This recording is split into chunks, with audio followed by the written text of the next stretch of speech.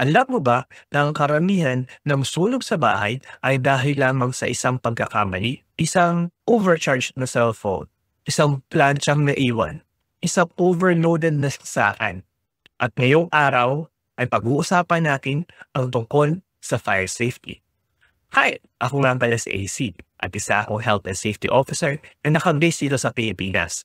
Kung bago ka pala sa channel ko, well, ang channel na ito ay para sa mga interesado, bago at veterano patungkol sa mundo ng health and safety.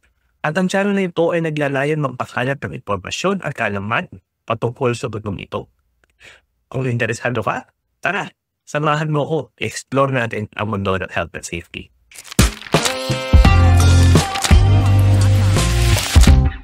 Okay, imagine this. Eat your nursing. Tapos naalala mo may trabaho ka pa pala. So, nagtatsa ka ng uniform mo. Sabay alis ang bahay. Pero, hindi mo napansin. Naiwang pa lang nakasaksak ang plancha. Pagdating ng tanghali, may na-receive kang message. Bro, emergency. Pumunta ka sa bahay niyo. May lumalabas na usok sa bitana ng bahay niyo. Sa ilang minuto, lahat ng pinaghirapan niyo, mga ari-arian, mga memories, mga importanteng gamit at dokumento ay maaaring maging abog dahil lamang sa simpleng pagkalimot. Meron tayong tatlong critical pillars sa fire safety.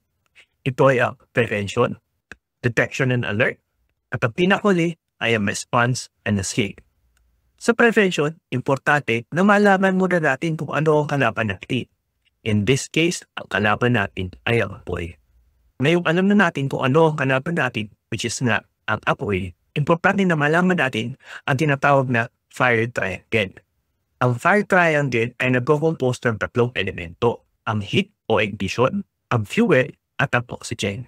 Ang heat gaya ng plancha doon sa ating situation kanina o maaaring kalat o kaya ay electrical spark. Ang heat ay isang enerhiya kung saan nagpapataas ito ng temperatura upang maabot ng isang bagay ang kanyang tinatawag na ignition point.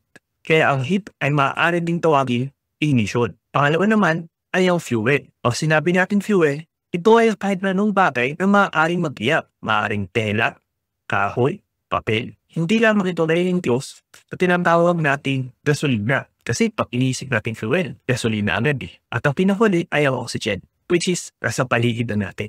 Kaya tayo nakakahinga. Kapag pinagsama-sama mo itong tatlo, automatic magkakaroon na agad ng sunog. Pero kung aalisin natin ang isa sa tatlo na ito, maaari natin maiwasan ang pagkasunog o tinatawag natin fire prevention. Kung walang sunog, walang apoy, walang problema. Kaya prevention pa lang, dapat may action ka na. Maraming paraan para makaiwas sa sunog. Hindi lamang sa tahanan, kundi kahit sa mga lugar pagawaan. Isa na dito yung mga simpleng bagay na pag-unplug ng mga appliances, lalo na kung hindi naman ginagamit. Ang pag-iwas sa mga overloading ng mga extension cord. Ang pagbabantay pag nagluluto, no? At kung may budget, mag-install ng mga smoke detectors. At ang pinaka-importante ay alamin ang mga exit routes palabas ng isang establishment ito. Lalo na kung ikaw ay nasa isang lugar pagawaan. Ngayon, ang mga tahanan nire-require din ng BFP ng fire extinguisher. So, sanay ka bang gumamit ng fire extinguisher? Kung hindi, tandaan lamang natin ang abbreviation na T-PAX. Ang P ay twist the pin. Ang bawat fire extinguisher ay merong locking mechanism. Ang pin ang ginagamit para mag-lock ito upang hindi accidenting mapiga ang lever at lumabas kung kanikan. P.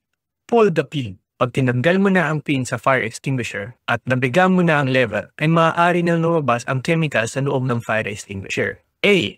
Aim at the base of the fire. Importante na dapat kung itututok mo ang hose ng fire extinguisher ay dapat nakatutok ito sa kung saan ang nagdiliyam, hindi dapat sa apoy. S. Squeeze the lever. Saka mo pa lamang pipigain ang fire extinguisher lever. At ang huli ay sweep side to side. Importante ang pag-sweep side to side sapagkat ang heat transfer ay maaaring mangyari.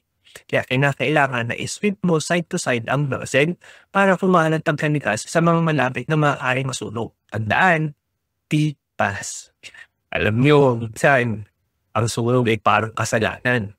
Nasisimula lamang sa maliit, pero kapag pinabayaan mo, maaaring lumaki at masira ang iyong buhay. Sabi nga sa Bible ng 1 Peter 5:8, "Be alert and sober-minded. Your enemy, the devil, prowls around like a roaring lion, looking for someone to devour."